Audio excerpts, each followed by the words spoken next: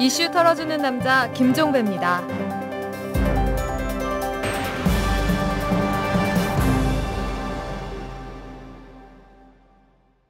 4월 19일 목요일에 보내드리는 이탈남입니다. 저희가 어제 문대성 당선자의 논문 표절 의혹을 턴 바 있는데요. 오늘 한마디 더 해야겠습니다. 표절이 아니라 그의 행보와 관련된 것인데요. 문대성 당선자는 어제 오후 2시에 기자회견을 예고를 했고 미리 배포한 기자회견문 초안에는 새누리당을 잠시 떠나고자 한다는 구절이 포함되어 있었습니다. 그래서 기자들은 당연히 탈당을 선언할 것으로 알고 있었죠. 한데 문대성 당선자는 돌연 탈당하지 않겠다고 밝히는 한편 기자회견도 취소를 해서 기자들을 어리둥절하게 만들었습니다. 어떻게 된 일이었을까요?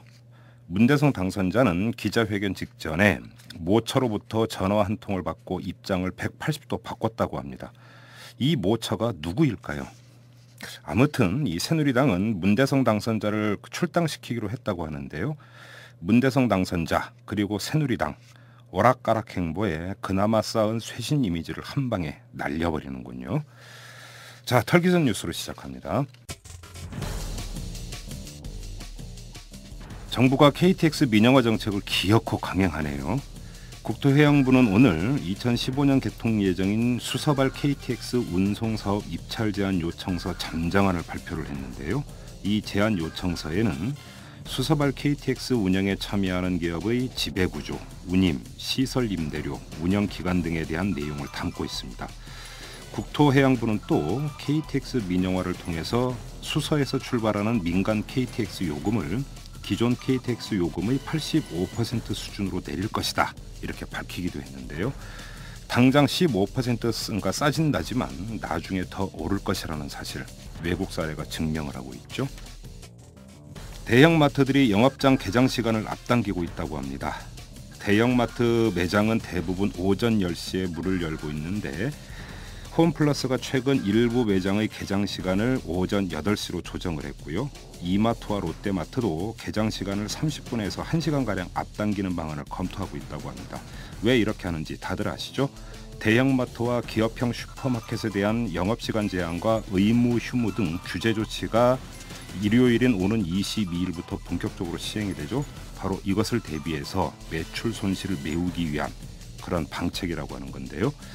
돈에 대한 집념 참으로 집요합니다. 서울 노원경찰서가 어제 자신의 부인이 다니는 성당에 감사 헌금 10만 원을 낸 노회찬 통합진보당 대변인을 공직선거법 위반 혐의로 내사하고 있다. 이렇게 밝힌 바가 있었죠. 경찰은 노회찬 대변인이 해당 성당의 신자가 아니고 이번에 낸 10만 원 역시 노회찬 대변인이 처음 낸 헌금이다. 이렇게 보고 있다고 하는데요. 이에 대해서 노회찬 대변인은 오늘 국력이 낭비되는 일이 없기를 바란다. 이런 불편한 심경을 드러냈다고 합니다. 경찰이 그 깨알 같은 마음으로 민생 치안에 힘쓰면 밤길 걱정 없는 나라가 될 겁니다. 지금까지 털기전 뉴스였습니다. 120만 독자의 선택, 장하준이 돌아왔다. 화제의 신간, 무엇을 선택할 것인가? 장하준이 묻습니다. 오늘 당신의 선택은 무엇입니까? 한국 경제에 대한 촌철살인 분석과 명쾌한 대안. 무엇을 선택할 것인가? 도서출판 부키. 저희 쪽 회사 쪽에서도 지금 현재 운영비 자체가 워낙 부족한 상황이라서 그 협약이 정해져 있는 요금을 받지 않으면 굉장히 경영이 어려운 상황에 지금 도달해 있습니다. 서울시는 지하철 9호선 요금 인상과 관련해 서울시 메트로 9호선 주식회사가 일방적으로 요금 인상을 공표한 것에 대해 서울 시민에게 정중히 사과할 것을 요구합니다.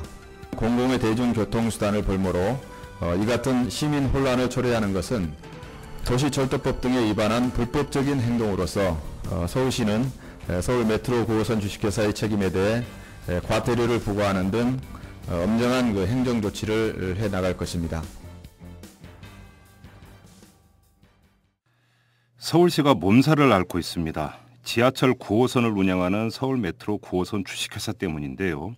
서울 메트로 9호선이 지난 14일이었죠. 일방적으로 요금을 500원 인상하겠다 이렇게 발표를 했습니다. 이에 서울시가 제동을 걸었지만 사실 뾰족수를 찾지 못하고 있습니다.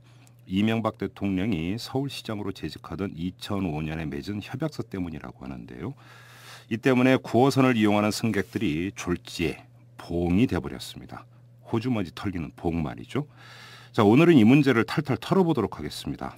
지금 제 옆에는 사회공공연구소의 박흥수 철도정책개관연구위원이 나와 계십니다. 안녕하세요. 예, 안녕하십니까. 네. 자, 일단 제일 궁금한 것부터 좀 여쭤봤으면 좋겠는데 저희가 자료를 찾아보니까 2005년에 맺은 협약 이걸 보면은 요금의 최종 결정은 서울시장과 협의한다 이렇게 되어 있다고 예. 하는데 합의가 아니라 협의입니다. 예, 바로 이 점이 지금 문제가 되는 건가요? 예, 예.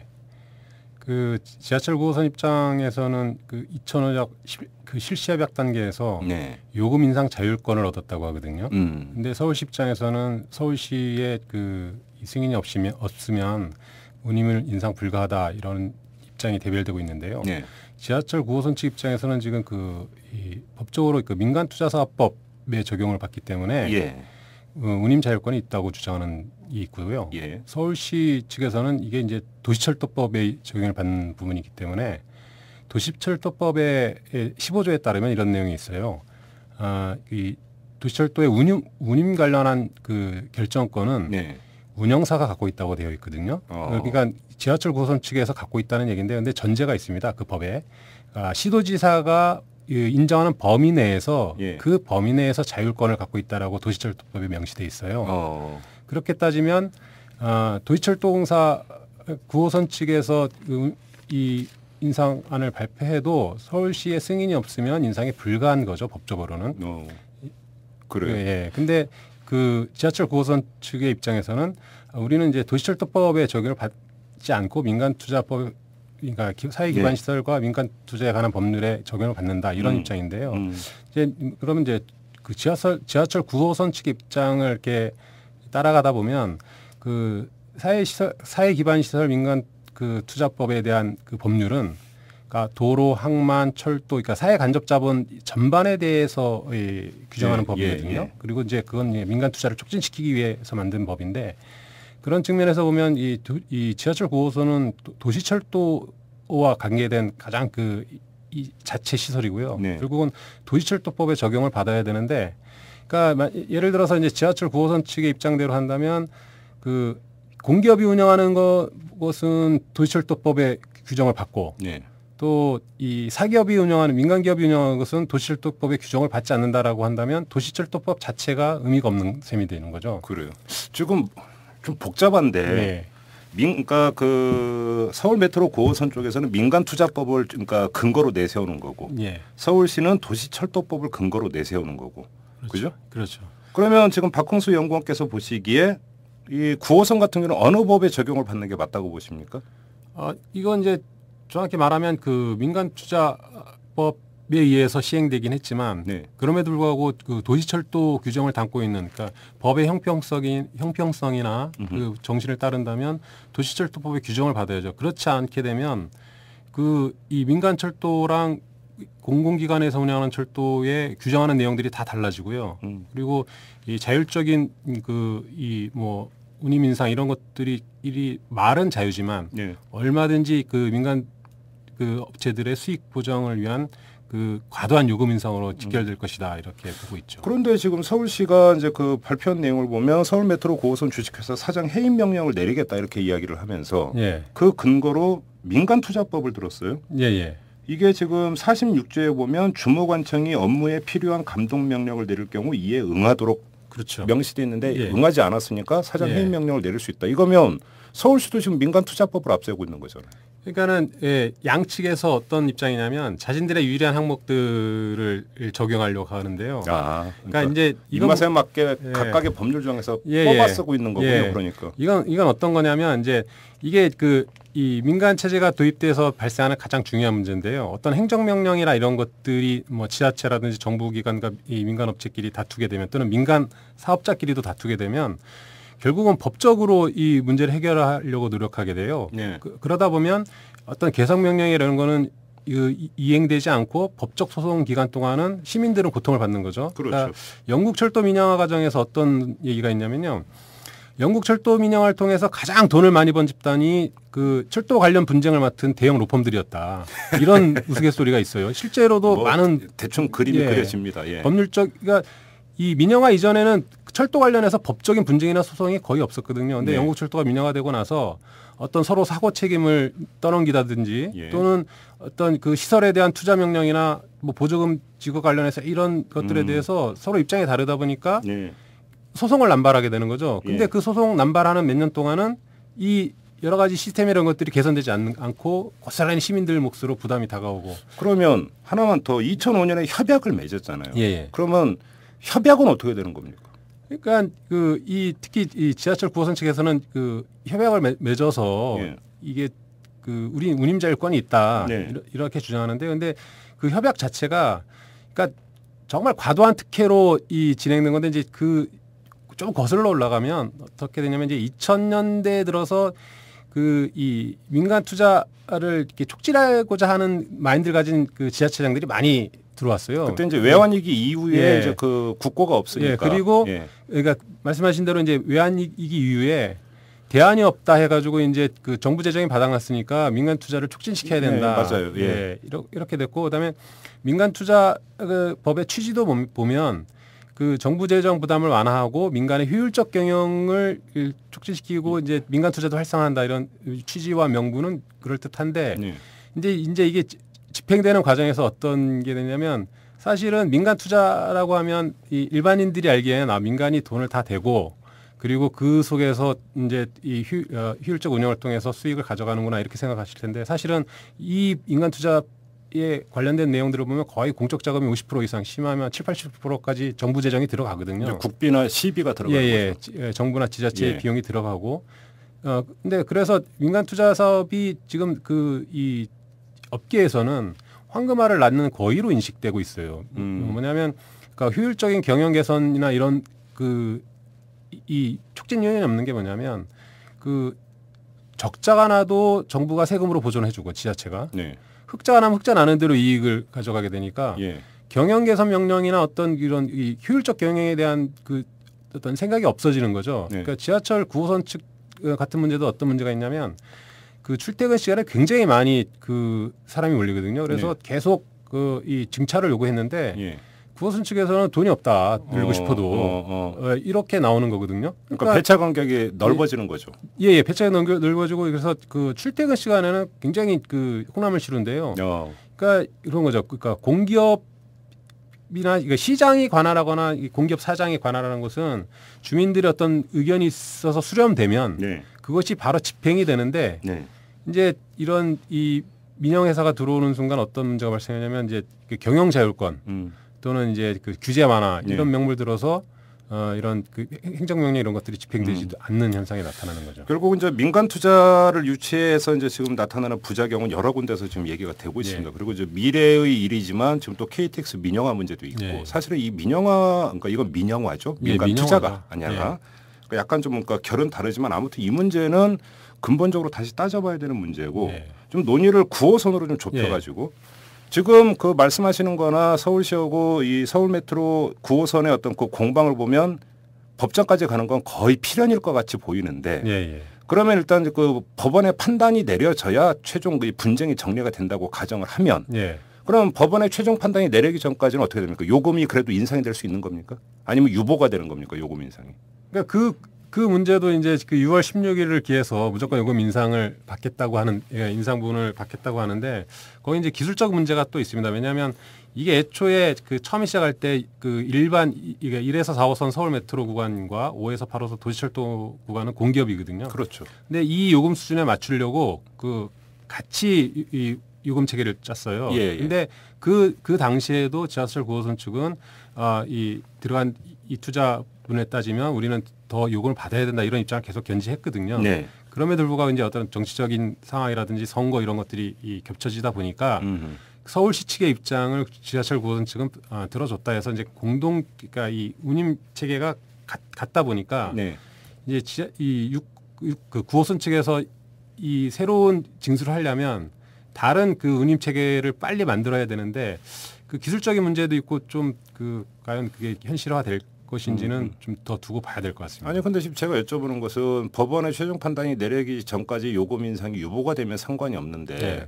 일단 요금 인상을 해놨고 예. 그런데 법원 가서 갔는데 최종 판단상 요금 인상은 문제가 있다라는 판단이 내려지면 예. 그러면 이용한 승객들이 인상분을 돌려받을 수 있느냐라는 거죠. 못 돌려받잖아요. 그래서 이제 현실적으로. 현실적으로 보면은 그 요금 인상 시도를 못 할 것 같고요. 예. 왜냐하면 서울시 9호선의 서울시 측에서 강력한 행정명령과 지금은 이제 그러니까 최초에 이런 문제가 있었죠. 지하철 9호선 측에서 500원 인상안을 발표하니까 서울시 측에서 한 200~300원은 고려하고 있었는데 너무 과도하다. 네. 이런 게 있는데 이제 예, 맞아요. 그런 보도가 있었습니다. 예. 이 내면을 따져보면 사실 더 심각한 문제가 있는데요. 근데 박원순 시장 입장에서는 야, 그게 무슨 말이냐. 절대 불가다. 이렇게 나오고 있거든요. 그래서 아예 그러니까 200~300원 올려주는 것도 안 된다. 그것도 안 된다. 예. 그래서 절대 불가다 하는 게 있고 이 과정에서 서울시 입장이 강경하게 변했어요. 네. 그 처음에 이제 그런 보도 자료와 다르게 그렇게 보면 지하철 9호선 측에서 이렇게 서울시 승인 없이 올려서 받는 거는 현실적으로는 좀 힘들지 않나 이렇게 보고 있습니다. 그러면 6월에 그 요금 인상은 현실적으로 어려울 거다 이렇게 전망을 하시네요. 서울시가 강경 입장을 계속 고수하는 한 힘들 것이다 이렇게 보고 있습니다. 근데 지금 협약 내용 중에 또 하나가 뭐냐면 그 요금 최종 결정은 서울시장과 협의한다라는 조항도 있지만 또 이 기본 운임을 2012년에는 1,398원, 2013년에는 1,446원, 2015년에는 1,546원이 가능하도록 한다. 이런 게 또 있어요? 예. 그런 부분도 뭐냐면 그러니까 이명박 시정 시절에 그러니까 이 새로 진입한 그 지하철 9호선 측에 과도하게 혜택을 줬다. 뭐 특혜다 이런 얘기도 있는데 그러니까 이제 이명박 그 협약팀의 입장은 뭐냐면 향후 이제 임기가 끝나고 이 시장으로서의 권한이 없는 상황에는 얼마든지 지하철 9호선 측에서 요구하는 것들을 다 들어주겠다고 할 수 있는 거거든요. 2012년이면 서울시장 재직하는 게 아니죠? 예. 지금은 대통령으로 재직하고 있으니까. 예. 그래서 그러니까 뒤로 밀어놓은 건가요? 그러니까 뭐냐면 이 지하철장들의 이런 협약들을 보면 자기가 책임 안 질 일은 남발하고 있어요 지금 곳곳에서. 그러니까 자기 임기 뒤로 다 밀어버린 거네요. 그럼 자기가 정치적 책임도 안 지고 그리고 그렇게 혜택을 주면 또 여러 가지 이 눈에 보이지 않는 또 이런 것들이 있지 않습니까? 그렇게 보면 이런 과도한 혜택들이 그러니까 이 일상적으로 민간투자사업법이나 지금 추진되고 있는 내용들을 봤을 때 너무 높게 책정된 부분이 있다 이런 게 있죠. 그러니까 지금 그때 이게 너무 높게 책정됐고 업자에게 특혜를 줬지만 자기 임기 때는 아니니까 그냥 면피한다. 그렇죠. 이런 뭐 그 과정은 그렇다 치더라도 협약에 2012년에는 1,398원까지 받을 수 있도록 가능하도록 했다고 한다면 여기 이 범위안에서는 받을 수 있다라고 서울 메트로 9호선에서 주장할 수 있는 거잖아요 지금. 근데 이제 그 협약도 이제 2012년이면 작년이지 않습니까? 올해지 않습니까? 그리고 이제 2010년에도 올릴 수 있었거든요. 그러면 이제 2010년과 2012년에 올릴 수 있는데 2010년에도 못 올린 게 뭐냐면 그 서울시장과 관련 그러니까 시 선거가 이제 2010년 지방선거가 있었죠. 또 있었고 그다음에 이제 그 이후에도 올리려고 했는데 그때는 또 이제 이 무상급식 파동으로 또 시장 재선거가 있었고요. 그때도 다 이제 그 새누리당 전신이 한나라당 시장이 지지죠. 그래서 그런 정치적 이슈와 서울시를 둘러싼 것들이 계속 생기는 상황에서 이제 지하철 9호선 측은 계속 요구를 한 거죠. 우리 이제 더 이상 적자폭을 감당할 수 없으니까 보조금을 더 주든지 아니면 요금 인상을 시켜달라 그랬는데 이 이전 시장들 오세훈 시장 이런 입장에는 지금은 곤란하다 기다려달라. 어디서 들어본 얘기인데요. 이런 식으로 계속 밀었던 거죠. 근데 그런 과정에서도 이제 이 서울시와 지하철 9호선 간의 협상팀 간은 약간 그래도 우호적인 그러니까 어떤 지하철 9호선의 입장들을 배려해주는 입장인데 정치적 문제 때문에 좀만 참아달라 이런 거였는데 지금 이제 새 시장 박원순 시장이 들어와서 좀 이제 그 재정 투명화 또 시민 친화적 경영 이 시정 이런 걸 하면서 이제 이 지하철 그러니까 신분당선이나 지하철 9호선 문제를 그 박원순 시장이 취임하자마자 쭉 그 분석을 하고 이렇게 순회를 하면서 왜 신분당선이나 지하철 9호선이 이런 식으로 운영되는지 이해할 수 없다 이렇게 이제 반응을 보이셨거든요. 이런 식으로 운영된다는 게 어떤 의미입니까? 보조금은 보조금대로 나가고 특히 신분당선 같은 경우는 그 돈을 더 많이 받고 그렇죠. 요금이 비싸죠. 그 신분당선이 요금을 많이 받는 이유는 그 최소 운영 수익 보장이 안 됐기 때문에 요금을 높인 거거든요.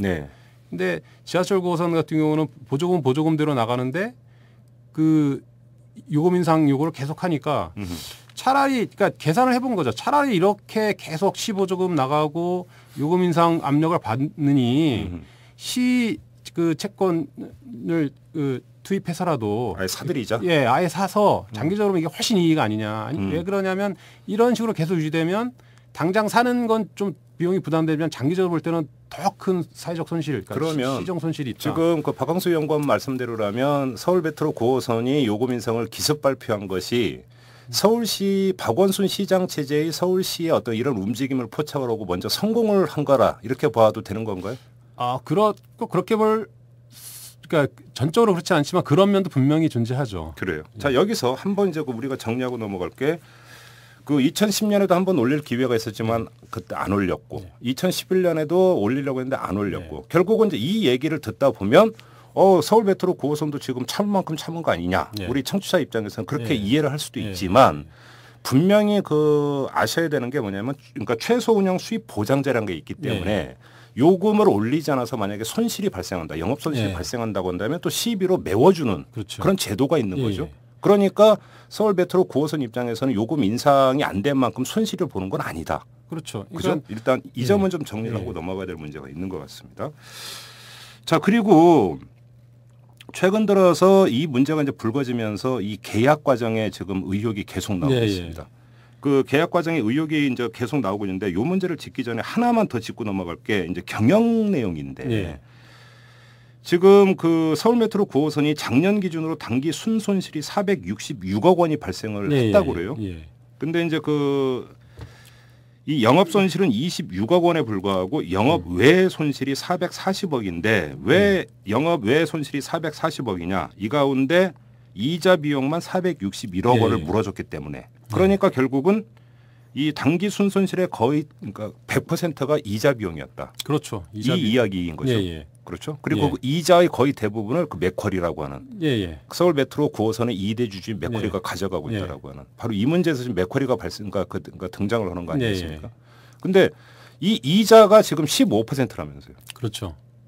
아니 우리나라 금리가 지금 몇 %인데 아니 어떻게 이자가 15%로 책정될 수가 있는 겁니까? 15%로 책정된 거는 이제 그 후순위 채권이라고 후순위 담보라 그래서 그런 건데 그러니까는 그 1순위로 담보를 하면 이제 그 담보가 없는 그러니까 대출이 없는 상태에서 담보를 하기 때문에 이율이 쌉니다. 근데 이게 후순위 채권이기 때문에 담보가 있는 상황에서 2차로 빌려준 거기 때문에 높은 이율을 적용할 수밖에 없다 리스크 때문에. 그러니까 담보를 제공하고 어디서 먼저 돈을 꿔왔는데 다시 또 똑같은 담보로 다시 또 돈을 꾼다. 후순위로. 후순위로.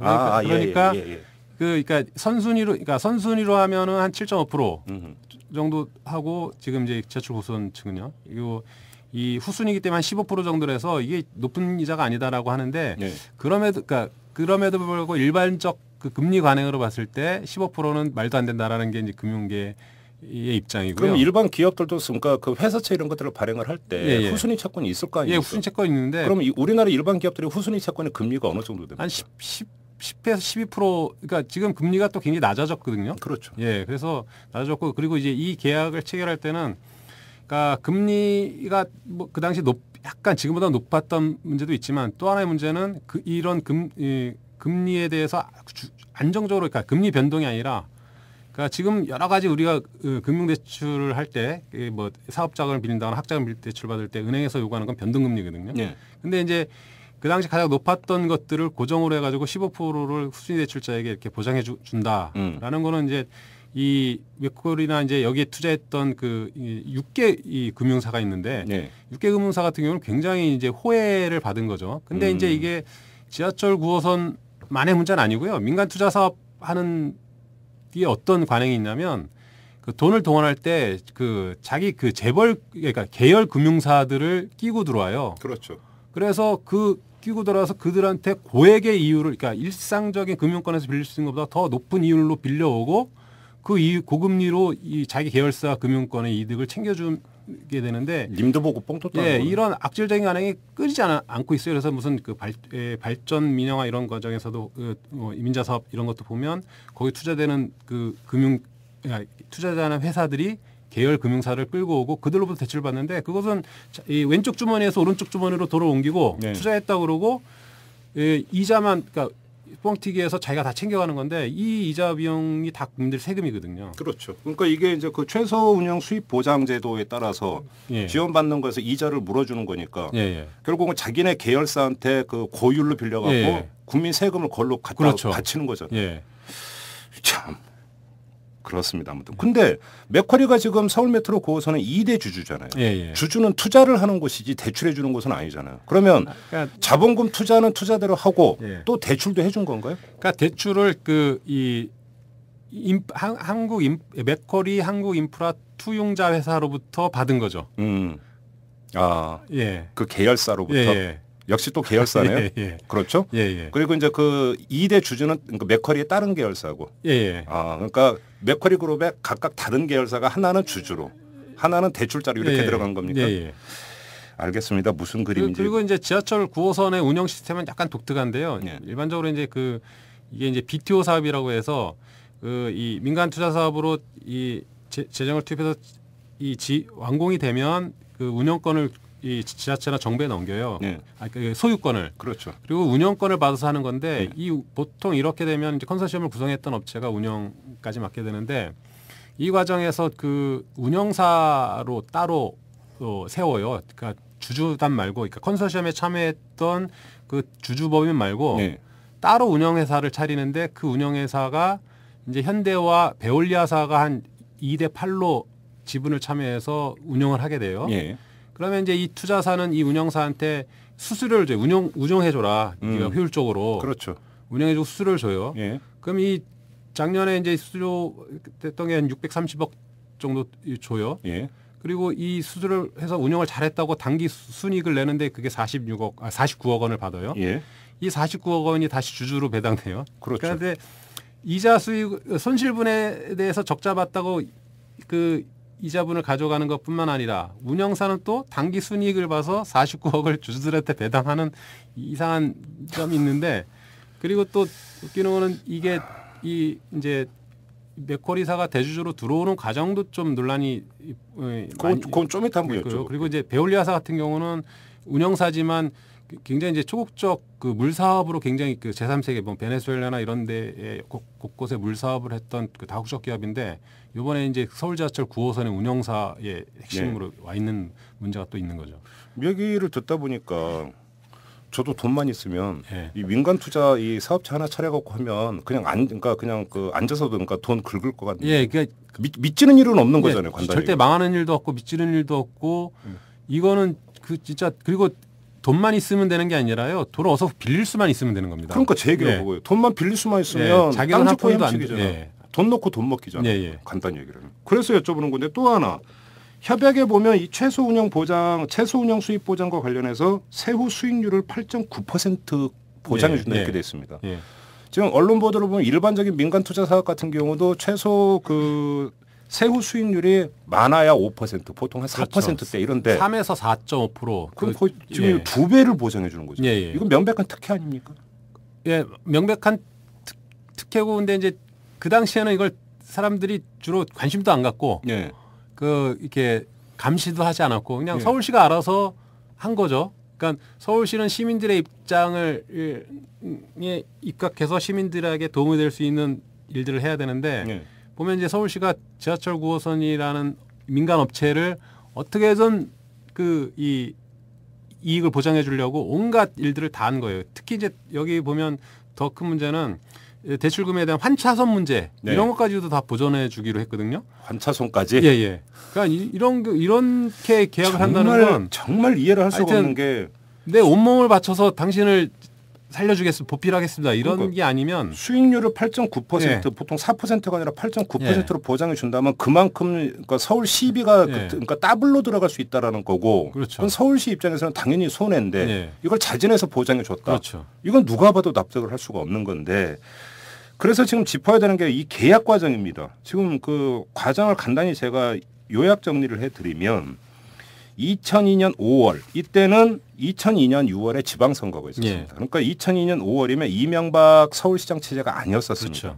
이때 9호선 건설 우선 협상 대상자로 울트라 컨소시움이 선정이 예, 됐었는데 2002년 6월에 지방선거가 실시가 되고 이때 이명박 서울시장이 당선이 되고 나서 그 다음에죠. 2003년 10월.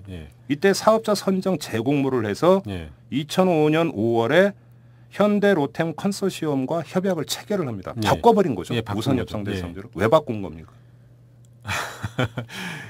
그 이제 사실 그 이명박 시장이 당선되자마자 그 당시 돌았던 소문이 이제 현대가가 그 이 서울시를 장악할 거다 이런 말들이 있었거든요. 그러니까 현대건설 사장 출신이죠. 그리고 지금 이 컨소시엄은 현대로템 컨소시엄이고 이 현대와 연결돼 있다고 봐야 되는 겁니까?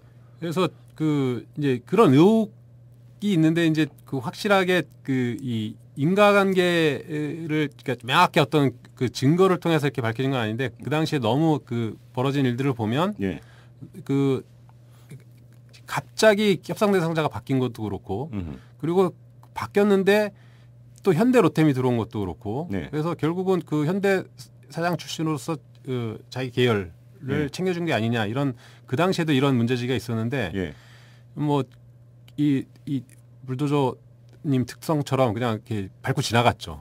제가 여기서 자료를 찾다 보니까 2002년에 울트라 컨소시엄에 참여했던 업체 가운데 하나가 로템이었습니다. 이 로템이 현대 로템입니까?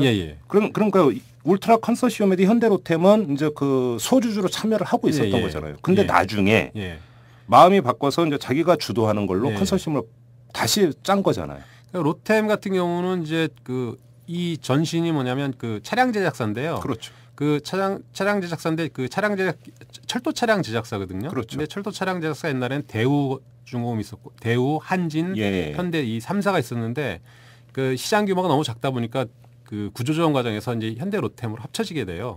그래서 이제 현대가 이제 그 대주주로서 권한을 행사하는데 이제 그런 과정에서 사회간접 자본에 굉장히 많이 들어오죠.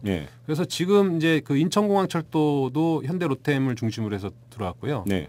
그리고 이제 그 이 KTX 민영화에도 뭐 얘기를 하고 있고 민영화 과정에도 참여하려고 그리고 이제 이런 지하철 9호선 이런 문제도 들어온 거죠. 그래서 아니 제가 여쭤보는 건 2002년에는 그러니까 소주주로 그냥 컨소시엄의 일원으로만 참여를 했었는데 갑자기 바꿔서 자기네가 주도하는 컨소시엄을 따로 만든 거잖아요. 이게 이명박 서울시장 당선과 연결이 있느냐라는 것이죠.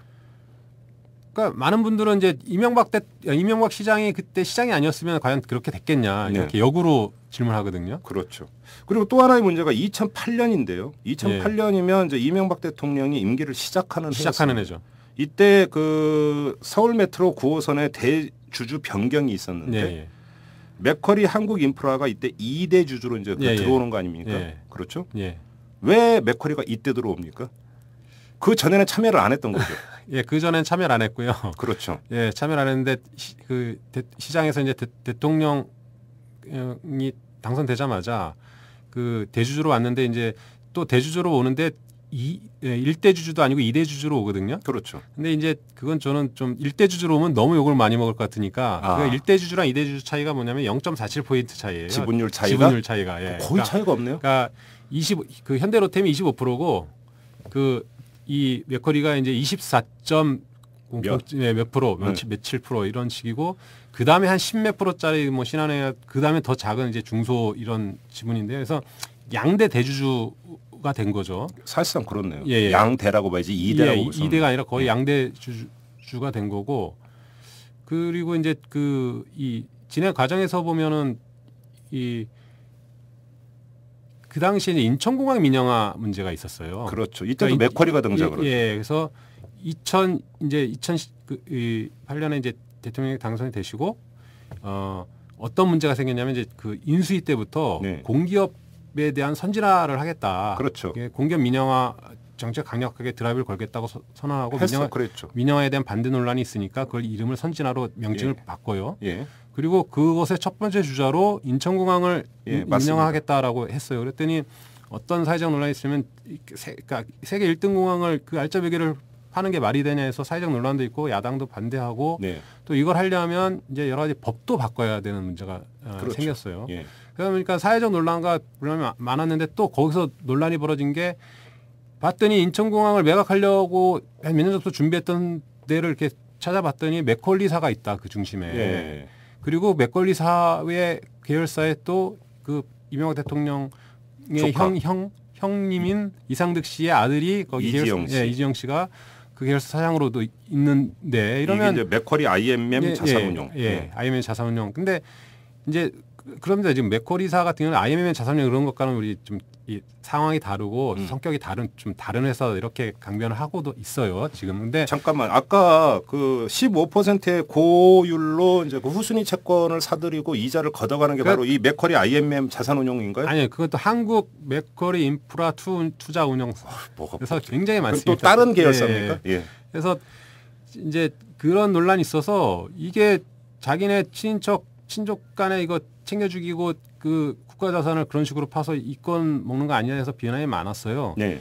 그러니까 그런 정신없는 상황 속에서 결국은 이제 무산이 되거든요. 이제 연기가 되는데 그 시점에 아무도 관심을 갖지 않는 지하철 9호선의 대주주가 슬그머니 변경되는 거죠. 그러면 잠깐만요. 인천공항 논란이 빚어지다가 사실상 그 매각이 무산되는 시점에 맥쿼리가 지하철 9호선에 주주로 들어오는 겁니까? 그 시기가 바로 그 직후입니까? 아까 그 전후에 이게 직후라고 볼 수 없는 게 이게 계속 협상이 진행되는 과정이니까 그 과정 속에서 이제 저는 이걸 성동격사라고 부르는데 크게 한판 이 인천공항 소리는 인천공항에서 내르고 실리는 여기서 찾고 지하철 9호선에 이제 이 대주주로 아주 슬그머니 들어가고 조용히 하다가 나중에 봤더니 이제 공시를 보니까 이상하다 이게 여기 맥쿼리가 없었는데 언제 들어왔지 이렇게 사람들이 놀라는 거죠. 그러면 지금 인천공항에도 맥쿼리가 등장을 하고 지하철 9호선 주식회사에는 아예 2대 주주로 참여를 하는데 현 정권과 맥쿼리와의 상관관계 이게 단순히 이명박 대통령의 조카인 이지영 씨라는 존재 이 하나만으로 설명이 될 수 있는 겁니까? 그 문제는 아닌 것 같고요. 그러니까 조카가 있어서 이렇게 뭐 특혜를 줬다 이렇게 보는 문제는 아니고 조카가 있든 없든 이 거대 인프라에 투자하는 자본가 또 그 관련된 또 토건 재벌들과 이 이권을 탐하는 사람들이 많이 있습니다. 역대적으로 보면 그런 데 있어서 거기 인허가권과 집행권을 갖고 있는 게 정부거든요. 그렇죠. 그 정부와의 긴밀한 어떤 협약이나 이런 것들이 없으면 또 그것의 지원이 없으면 과연 지금 이렇게 전국적으로 지금 뭐 이 순환도로라든지 터널이라든지 광주 뭐 이런 또 천안 논산가 고속도로 이런 곳곳에 이렇게 광범위하게 이렇게 진출할 수 있겠냐 이런 얘기를 하고 있죠. 그래요. 지금 현 정권과 맥쿼리가 도대체 어떤 관계에 있는지 정말 궁금한 게 바로 포인트가 이건데 이거는 좀 이따가 투기자본감시센터 사무처장을 연결해서 한번 좀 자세히 알아보도록 할 텐데요. 오늘 나온 보도를 보면 또 우면산 터널 민자 사업자 이 우면산 인프라웨이 또 최대 주주가 맥쿼리인데 여기 또 상당한 특혜가 있더군요. 아무튼 이 맥쿼리라고 하는 존재와 현 정권과의 관계는 좀 따로 한번 집중적으로 좀 살펴보도록 하겠습니다. 좀 마무리가 필요한 것 같은데요. 그 시민들 입장에서는 당장 크게 관심을 갖는 것은 정말 500원 인상하느냐. 그렇죠? 그렇죠. 말이 500원이지 한 달로 계산해보세요. 출퇴근으로 해서. 만만치 않죠. 그럼 아까 이제 그 박홍수 연구원께서는 법원 판결이 나기 전까지는 아마 인상은 어려울 것 같다. 이렇게 전망을 하셨습니다. 그 근거는 뭡니까? 그러니까 법원 판결까지 가기에는 너무 시간이 많이 긴데 그 전에는 어떻게든 결정이 나겠죠. 근데 지금 서울시 그러니까 박원순 시장 입장이 워낙 강경해서 그러니까 사실 법적 소송을 하겠다는 것은 약간 이제 협박성 이 압박성이 제스처도 되거든요. 그래서 이게 그러니까 법적 절차까지 가기 전에 좀 우리 인상을 좀 받아들여 달라 이런 건데 그리고 이제 지하철 9호선 시장은 어느 정도 한 300원 정도 인상해 주지 않을까 이렇게 했는데 박원순 시장이 강력하게 나오니까 이제는 이제 이 지하철 9호선 측에서도 완전히 이제 그 강경 대응 모드로 바뀌었어요 분위기가. 한판 붙자 이거니까. 그래서 소송 얘기는 나오고 있지만 여러 가지 부담들이 있거든요. 상호간에. 그래서 그런 부분들은 좀 지켜봐야 될 문제가 아닌가. 그리고 또 하나 가장 근본적인 해결책은 그 서울메트로 9호선 주식회사를 아예 서울시가 매입하는 것이 가장 근본적인 해결책이 될 텐데 이 회사에서 우리 안 팔겠다면 끝 아닙니까? 근데 이제 그런 거죠. 만약에 서울시가 너 절대 그러니까 서울시 공공교통요금 정책에 의하지 않으면 요금 인상할 수 없어 그러면 이 투자 회사들은 그럼 우린 적자라서 할 수가 없다. 예. 이렇게 나올 거거든요. 예. 근데 이제 그 엄살을 부리다가 그 명분 때문에 그럼 우리 못 해먹고 사업을 매각하고 가겠다라고 하면 이제 그때는 살 수 있는 거죠. 근데 최소 운영 수입이 보장이 되잖아요. 네. 근데 이제 최소 운영 수입 보장 갖고도 안 된다고 지금 엄살을 부리고 있는 거거든요. 계속 적자라고 하고 있고. 그래요. 아무튼 이 추이는 좀 지켜보도록 하겠습니다. 자, 우리 박홍수 연구원과의 그 인터뷰는 여기서 마무리를 하도록 하겠습니다. 고맙습니다. 예, 고맙습니다. 1심 무죄, 2심 무죄, 대법원에서도 무죄. 정현주의 증언. KBS 사장 정현주, 이명박 정권은 왜 그를 제거하려 했는가? 권력기관이 총동원된 정현주 제거 작전의 실상을 공개합니다. MB 언론 잔혹사에 대한 생생한 리포트, 정현주의 증언. 오마이뉴스가 만드는 책 오마이북. 네, 이번에는 이 투기자본감시센터의 홍성준 사무처장을 연결을 해서 맥쿼리라고 하는 회사가 도대체 어떤 회사인지, 그리고 이명박 정권과 도대체 어떤 관계에 있는 회사인지 이 문제를 한번 좀 집중적으로 알아보도록 하겠습니다. 자, 홍성준 차장님. 예, 안녕하십니까. 예, 안녕하세요. 지금 맥쿼리 예. 이 인천공항 매각 때부터 이제 그 우리 국민들 귀에 이제 익숙해진 그런 회사인데, 네. 이 맥쿼리라고 하는 회사 어떤 회사입니까? 흔히 그러니까 알려진 대로 그 호주의 시드니에 본사를 두고 있고, 네. 주로 투자은행으로서 이제 주요한 이제 건설이나 부동산 이런 데 투자를 많이 해서 수익을 내는 회사인데요. 예. 투자은행이라는 게 사실은 우리가 일반적으로 이해하는 상업은행이 아니고, 예. 투기자본의 한 형태로 저희는 많이 이해하고 있습니다. 아, 그렇습니까? 예. 어떤 점 때문에 그렇게 파악을 하세요? 이 사람들은 지금 요번에 문제가 됐던 경제이익이라든지 이런 것들을 보면은 네. 투자은행의 투자 행태 때문에 예. 빚어지는 사회적인 여러 가지 폐해들이 있습니다. 예. 그러니까 투기자본의 가장 큰 폐해는 단기간에 고수익을 내기 위해서 예. 기존의 사회적인 어떤 법이라든지 관행이라든지 노동이라든지 생산이라든지 이러한 것들의 가치를 파괴하기 때문에 그렇습니다. 그럼 치고 빠지기를 한다는 얘기인가요? 예? 그러니까 그 고수익을 노리고 들어왔다가 예, 그렇습니다. 챙기고 바로 빠지고. 예, 그런 일들이 많고요. 왜냐하면 그러니까 어떤 사회적으로 네. 그 자본이라면은 책임을 져야 되는 게 있습니다. 뭐 납세라든지 그렇죠. 고용이라든지 생산이라든지 예. 이런 것들과 무관하죠. 예. 그래요. 그러면 지금 맥쿼리도 명목은 투자은행이지만 사실상 투기자본에 가깝다. 예, 저희는 그렇게 바라보고 있습니다. 그럼 지금 맥쿼리가 한국에 진출해서 벌이고 있는 사업이 어느 정도 되는지 혹시 파악하고 계십니까? 이번에 이제 문제가 된 9호선을 포함해서요. 네. 지금 한국에서는 뭐 공식적으로 지금 알려진 바대로라면 무슨 주요한 네. 도로라든지 항만이라든지 이런 데들이 대부분 관련이 있는데요. 그렇습니까? 예, 네. 유료 도로가 한 12개, 지하철, 뭐 항만 이런 데들이 있고요. 네. 총 1조 7천억 정도가 지금까지 투자 약정을 하고 있다라고 보여지고 있습니다. 그러면 이 맥쿼리가 집중적으로 한국에 진출한 게 언제부터라고 파악을 하고 2000년대 초반경으로 알고 있고요. 예. 그 문제는 이 사람들이 이제 금융자본으로서 이제 그 건설 자본과 결합을 해서 네. 민자 사업에 투자를 했고, 그렇죠. 그래서 나중에 한 짧게는 24년 또는 길게는 30년씩 예. 대부분 다 30년 정도 되는데요. 예. 그동안 운영을 한 과정에서 수익을 내는 거죠. 예. 그래요. 지금 뭐 저희가 그 홍성준 사무처장과 인터뷰하기 전에 박홍수 연구원과 함께 이제 지하철 9호선 문제는 집중적으로 알아봤는데 예. 오늘 한겨레가 보도한 걸 보면 또 우면산 그 인프라웨이라고 하는 회사가 있어요. 예. 이 우면산 터널 민자 사업자인데 예. 이 최대 주주가 맥쿼리고요. 예, 그렇습니다. 또 이 그 최소 수익률이 또 8.03%입니다. 예, 그렇습니다. 이것도 이명박 대통령이 서울시장으로 재직할 때 체결했던 협약입니까? 예, 저희도 그렇게 알고 있고요. 예. 문제는 이제 이게 이제 민자 사업 그 자체의 문제가 하나 있고, 네. 투기자본으로서의 맥쿼리의 문제가 하나 있고요. 네. 세 번째는 대부분의 투기자본들이 한국에서 수익을 내는 문제와 관련돼서는 부패 문제와 관련이 있습니다. 부패요? 예. 지금 문제가 되고 있는 맥쿼리 펀드만 하더라도 예. 지금 얘기되고 있는 대통령의 일가, 네. 뭐 이지영 씨로 지목되는 예. 그런 사람들이 있고, 예. 거기에다가 이제 뭐 현우석 그 무슨 그 공공기관 경영식과 평가단장을 지낸 분, 네. 뭐 송경순 씨, 네. 뭐 또 거기에다가 이제 경기고등학교 56회 졸업생들, 뭐 국제은행 인맥들, 그러니까 한국의 주요한 경제 관료들, 네. 또 경제계의 실력자들 네. 이런 사람들과도 관련이 있고, 특히 이제 맥쿼리 펀드 같은 경우는 직접적으로 이지영 씨 같은 경우는 아주 오래전부터 지목돼 있는 인물이고요. 네.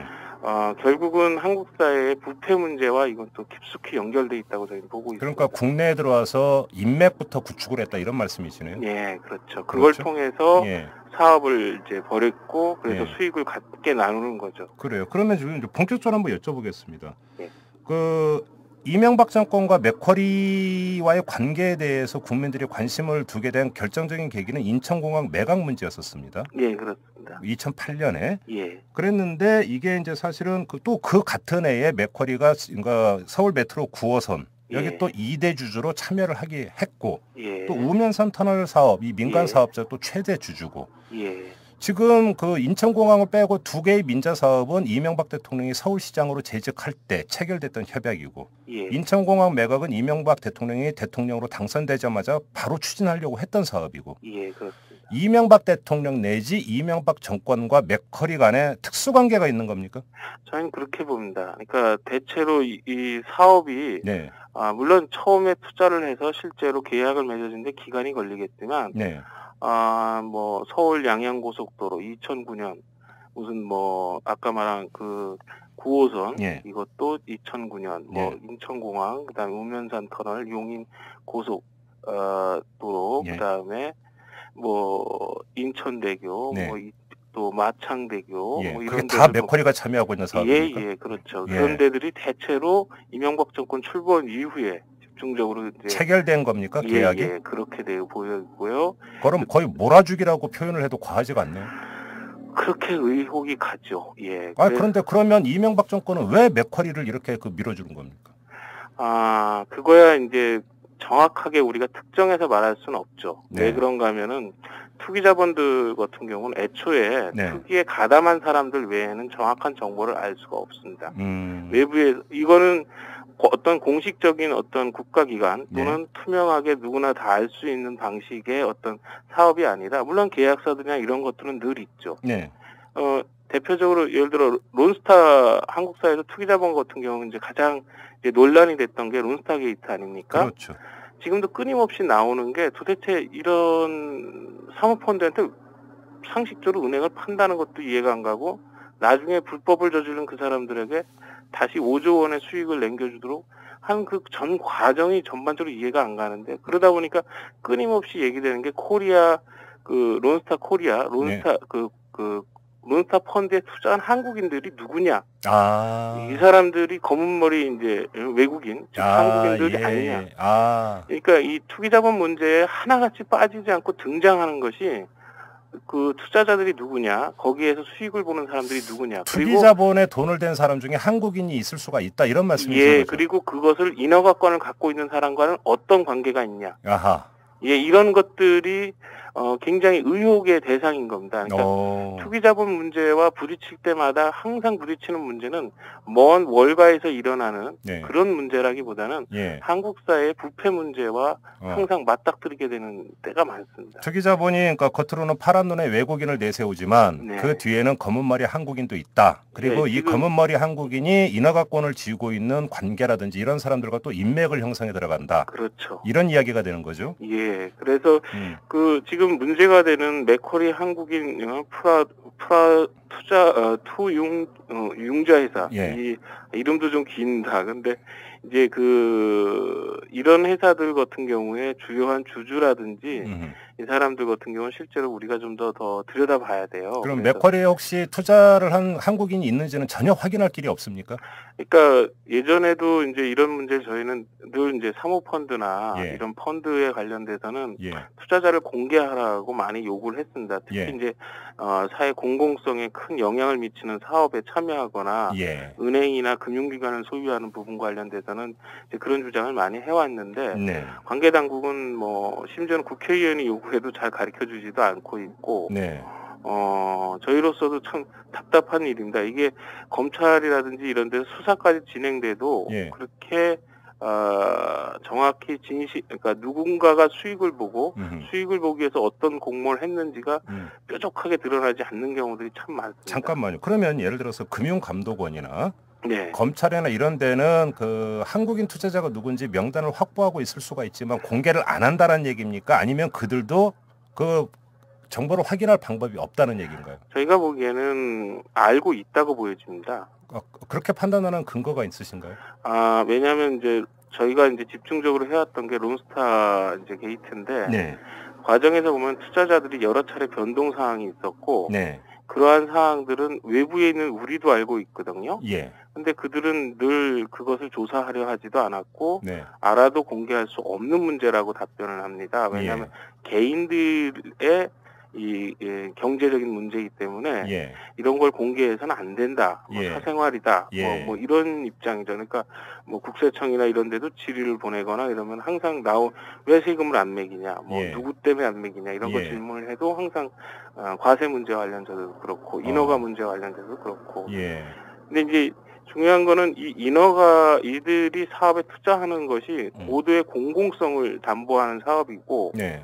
그리고 그것은 사실은 독점적 지위를 누릴 수 있는 자리이기 때문에 예. 우리로서는 끊임없이 그 투자자들을 공개하라 이런 조장을 할 수밖에 없습니다. 사실 맥쿼리가 한국의 민자 사업이든 뭐든지 투자를 하기 위해서는 이게 진짜 돈 되는 날짜 사업인지 아닌지에 대한 정보가 뭔가 선행돼야 되는 거잖아요. 그렇죠. 애초에 누군가가 이 사람들에게 그렇죠. 이렇게 투자를 하면 된다라고 알려준 사람도 있고 국내 정보 제공자가 있다고 봐야 되는 거죠. 그렇죠. 그리고 이걸 이제 실제로 이제 같이 이제 짰겠죠. 네. 자본을 펀딩하는 과정도 있을 거고 마지막에 그것을 인허가 해주는 단계도 있고요. 네. 인허가 이후에도 여러 가지 문제에 부딪혔을 때마다 예. 그것을 해결해주는 예. 이런 과정들이 있을 거라 보여진다. 이제 저희 같은 경우는 그러한 사실들 가지고 추적을 하는 거죠. 국내 정보 제공자가 자기 호주머니 털어서 투자했을 수도 있지만 이 사람들이 정보를 제공해주는 대가로 지분을 획득할 수도 있는 거겠네요. 저희가 보기엔 그렇다고 보여지는 거죠. 알겠습니다. 자, 그리고 언론에서 계속 이제 거명되고 있는 게 이지형 씨입니다. 예. 이명박 대통령의 조카죠. 이상덕 의원의 이제 그 장남이고. 예. 이지형 씨가 맥쿼리와 인연을 맺게 된 게 언제부터입니까? 저희가 알기로는 그 초반부터라고 이해하고 있습니다. 초반이라 하면 2000년대 초반에 네네. 맥쿼리가 한국에 그러니까 처음 진출을 할 때. 예. 그리고 실제 그가 사장이 되고 한 거는 아까 말한 이러한 어떤 한국 내의 주요한 어떤 회사나 이런 것 펀드가 드러나면서부터 이제 된 거라고 보여지고요. 그래요. 그럼 혹시 이지형 씨는 예를 들어서 맥쿼리 IMM 자산운용의 이제 대표를 지내고 이렇게 했었었는데 예. 이지형 씨가 그럼 맥쿼리 안에서 하는 역할은 계열사의 그냥 그 경영 이렇게 한정돼 있었다고 보십니까? 저도 그것은 정확히 알 수가 없다고 말씀드리는 게 솔직한 답입니다. 뭔가면 단순하게 그 사람이 이제 그 펀드나 이런 것들을 관리한 사람인지 그 사람 자신이 투자자인지 제가 보기에는 그 사람 자신이 투자자라고 생각되어집니다. 대부분의 이제 그 투기자본들이 한국 내에 사업을 할 때 반드시 한국인 사장일 경우 대부분 투자자일 경우가 많았습니다. 그렇습니까? 저번에 그 유죄 판결을 받은 유해원 씨도 4번째 많은 투자자 중에 한 사람입니다. 그래요. 네. 그리고 지금 홍성준 사무처장께서 앞서서 몇 명의 실명을 거명을 하셨습니다. 네. 현호석, 송경송, 그다음에 경교구 몇 회요? 예. 이분들의 그 실명을 거명한 이유가 뭡니까? 문제는 한국 사회의 부패라는 것이 더군다나 이제 신자유주의 금융세계화가 심화된 이후로부터는 글로벌화한다라는 느낌을 많이 갖고 있습니다. 네. 과거의 같은 경우 무슨 뭐 뇌물을 오간다 그러면 트럭으로 막 나른다든지 이런 것들이 많았지 않습니까? 이른바 차떼기입니까? 네. 지금은 솔직히 제가 보기엔 그렇게 하지는 않을 거라 생각이 되고. 그럼 올드한 방법인가요? 예. 네. 제가 보기에는 이제 미국이나 이제 한국에서 늘 일어나는 문제인데 이 첫 번째는 이제 관료사회와 관료사회 뒤에 이제 권력자들 이런 사람들과 투기자본 그리고 중간에 그것을 연결해주는 어떤 전문가 집단 이런 사람들이 일종의 투기 동맹이라는 걸 맺고 회전문 인사와 또는 그 여러 가지 이제 뭐 전관예우라든지 예. 뭐 이런 것들을 통해서 예. 함께 그 투자하고 함께 이득을 나누는 과정이고 네. 국가라든지 어떤 공공기관 또는 예. 공적 사업 네. 이런 것들은 그것의 먹잇감이나 수단이 된다라는 판단을 하고 있습니다. 그래요? 그럼 좀 더 구체적으로 현호석이라는 인물, 그러니까 사실 이름 석자가 그 일반인들에게 상당히 생경한 이름인데요. 네, 예. 이분을 거명한 이유가 뭡니까? 이 사람이 하는 그 지금 일이 어떤 거죠? 그러니까 공기업 선진화라든지 네. 현 정권 들어서서 예. 공기업을 민영화하려고 하는 여러 가지 시도들이 있었지 않습니까? 예. 그러기 위해서는 이제 경영 평가를 하고 예. 이 기업은 언제까지 이 공기업은 언제까지 팔아야 되고 하는 예. 그런 판단들을 예. 이제 그 하는 기관들이 있지 않습니까? 예. 그 기관의 이제 수장이었고 아하. 그리고 뭐 아까 말했던 그 전문가 집단인 뭐 그 김현장 법률사무소 뭐 이런 네네. 데들과 연관이 있고 또 김현장 법률사무소는 알다시피 이제 론스타를 포함한 외국계 투기자본들을 많이 대리했고 건물도 제가 알기로는 붙어 있어요. 예. 아, 그렇습니까? 예. 그 저 서울 경찰청 옆에 가면 예. 그러면 송경순이라는 인물은 왜 거명하셨습니까? 제가 송경순이요. 네. 그 사람 같은 경우는 그 맥쿼리 펀드의 이제 감독이사고 CG의 한국 대표이기도 하고 네. 이제 근데 이제 이 사람들 같은 경우 이 송경순 씨 같은 경우는 아까 내가 세계은행이란 말을 얼핏 말씀을 드렸을 겁니다. 네. 그때 당시에 이제 이명박 대통령의 이제 그 워싱턴 세미나 모임에 이제 주요 참석자 정광우 씨 뭐 이런 그 세계은행 인맥들 있지 않습니까? 예, 그런 분들과 관련이 있다고. 워싱턴 모임의 그 회원 중에 한 명이었고. 예. 근데 지금 맥쿼리와 또 연결돼 있고 이렇다는 말씀이신가요? 예. 그다음에 하나만 더 그 경기고 몇 개라고 말씀하셨죠? 65회. 경기고 65회는 왜 거명을 하신 거예요? 이러한 그 사건들과 관련돼서 제일 많이 거론되는 그 사적인 집단 중에 하나가 거기입니다. 왜요? 글쎄요. 뭐 그 아까 말하는 어떤 론스타 게이트에도 경기고등학교 65회 종창생들이 나오고 이런 그 맥쿼리 펀드 관련돼서도 나오고 그러니까 이런 그 공통으로 겹치는 인물들이 쭉 있더라고요. 그럼 65회 그러면 지금 그렇게 겹치는 인물이 누가 있는데요? 지금 말한 좀 전에 이제 현호석 씨, 뭐 조대현 그 김현장 법률사무소 아까 말한 뭐 이제 그런 분들 이분들이 다 경기고 동기동창입니까? 예, 제가 확인을 다 할 수는 없지만 제가 확인한 상황에서 보면은 이제 그런 분들이 겹칩니다. 경기고 동기들. 그렇습니까? 예. 그런데 이건 그 지금 홍성준 사무처장께서 말씀하시는 것은 이제 어떤 하나의 이제 관계와 정황에 기초해서 말씀하시는 거지만, 그렇습니다. 이분들 입장에서는 이것은 자신의 명예를 훼손당하는 그 발언이다라고 간주할 수도 있는데요. 그렇습니다. 그래서 저희로서도 사실은 이런 그러니까 부패 의혹을 갖고 있을 뿐인 거죠. 그리고 중요한 거는 이 부패 그 문제는 사실은 책임 있는 검찰이라든지 이런 데서 파헤쳐줘야 됩니다. 그래요. 이러지 아니 뭐 저희가 수사권도 없는 뭐 시민단체가 가서 직접 당신 캐비넷 좀 열어봅시다 이럴 수 있는 건 아니지 않습니까? 그래서 결국은 책임 있는 어떤 그 지금 이번 정권에서도 계속 논란이 됐던 공직자 부패 방지처라든지 하는 그런 특수한 어떤 기관을 만든다든지 아니면 검찰이라든지 그런 책임 있는 부서들이 나서서 이 사람들이 왜 이런 우리가 상식적으로 이해가 안 가는 정책 결정을 하고 그것이 어쩔 수 없다고 강변을 하고 하는 것들의 의혹들을 속 시원하게 풀어줘야 될 책임들은 거기에 있는 것이라고 봅니다. 그래요. 마지막으로 그럼 이런 질문을 드리겠습니다. 이명박 대통령이 서울시장으로 재직을 할 때 맥쿼리가 참여하고 있는 민자 사업자에게 상당한 인허가를 주었습니다. 그다음에 대통령이 취임한 후에도 여러 가지 또 계약이 체결이 됐습니까? 그러면 이명박 대통령 내지 이명박 정권과 맥쿼리 간의 특수관계가 있다고 만약에 가정을 한다면 이 문제가 정권이 끝나고 나서라도 어떤 식으로든지 국회 차원이든 어디든 조사가 필요하다고 보십니까? 당연히 그렇습니다. 그리고 문제는 이 계약이 한 번 딱 끝난 게 아니고요. 30년짜리 계약들입니다. 다. 그렇죠. 뭐 짧은 게 24년 뭐 이러니까요. 이건 그러니까 다음 정권이 아니라 다음 정권에서도 계속, 왜냐하면 이것이 무엇과 연결이 되는가 하면요. 네. 결국 그 서비스는 그대로이거나 뭐 별풀은 없지만 비용 상승으로 연결되고, 그렇죠. 그리고 이건 세금을, 국세를 갖다가 혈세를 퍼주는 현상입니다. 그렇죠.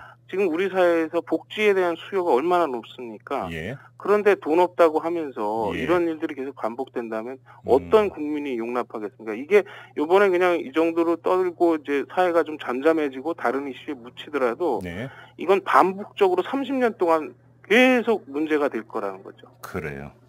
알겠습니다. 말씀 여기까지 듣겠습니다. 고맙습니다. 예, 감사합니다. 오마이뉴스 대표 오연호입니다.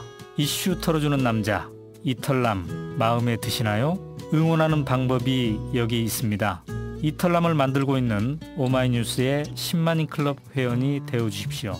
한 달에 10,000원으로 참 언론을 키워가는 기쁨을 누리실 겁니다. 오마이뉴스 메인면 왼쪽 상단에 있는 10만인 클럽 버튼을 누르시고 직접 회원으로 가입하시거나 733-5505로 전화주시면 담당 직원이 안내해드립니다. 여러분께서 이털남과 오마이뉴스의 배우가 되어주십시오. 재벌과 모피아의 함정에서 탈출하라. 종횡무진 한국경제. 재벌 개혁에 앞장서온 김상조 교수. 그가 한국경제에 던지는 8가지 질문. 우리가 몰랐던 한국경제의 진실을 파헤칩니다. 더 이상 경제 권력자들의 눈속임에 속지 마세요. 종횡무진 한국경제. 오마이뉴스가 만드는 책 오마이북. 지하철 9호선 문제의 본질은 요금이 아닙니다. 그건 불거진 현상에 불과하죠.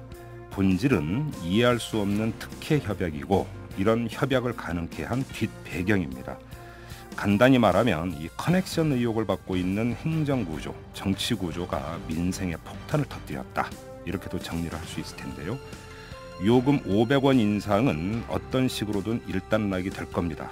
하지만 이 커넥션 의혹을 받고 있는 구조 문제는 언제라도 그 실체를 규명해야 하는 그런 과제로 남겨지게 될 겁니다. 또 하나의 정치적 과제가 제기된 것이죠. 자, 이만 마무리하겠습니다. 지금까지 이털남 김종배였습니다.